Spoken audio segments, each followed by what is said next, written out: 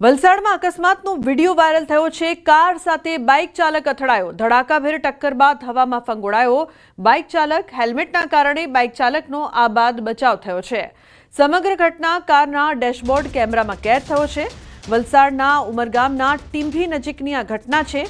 Car ચાલકે road પર turn મારતા આ ઘટના બની હતી।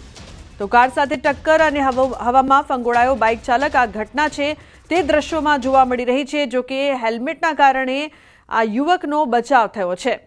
તો અકસ્માતના બનાવનો આ વિડીયો હાલ વાયરલ થઈ રહ્યો છે। વલસાડની આ સમગ્ર ઘટના છે। કાર સાથે બાઇક ચાલક કઈ રીતે અથડાઈને હવામાં ફંગોળાય છે તે આ દ્રશ્યોમાં જોવા મળી રહ્યું છે।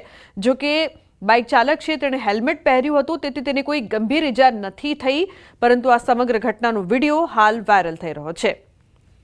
તો વલસાડમાં અકસ્માતની આ સમગ્ર ઘટના સામે આવી છે। કાર છે તે બાઇક ચાલકને જોરદાર ટક્કર મારે છે, જે બાદ બાઇક ચાલક છે તે હવામાં ફંગોળાય છે।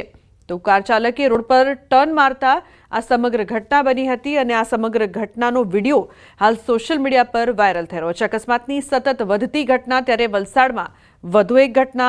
ભરત જોડાયા છે ફોન લાઈન પર વધુ માહિતી આપવા માટે। ભરત, જે પ્રકારની સમગ્ર ઘટનાનો વિડીયો વાયરલ થઈ રહ્યો છે, શું છે સમગ્ર બનાવ?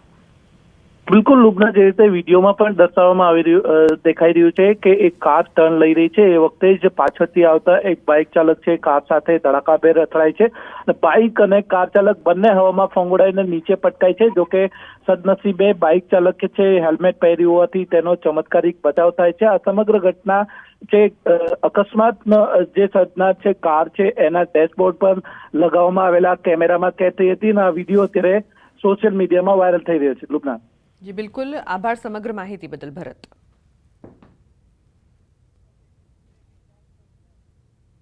રાજકોટ એમ્સને લઈને મોટા સમાચાર। 3 મહિનાની અંદર એમ્સમાં ન્યુરોસર્જનની સેવાનો લાભ મળી શકશે।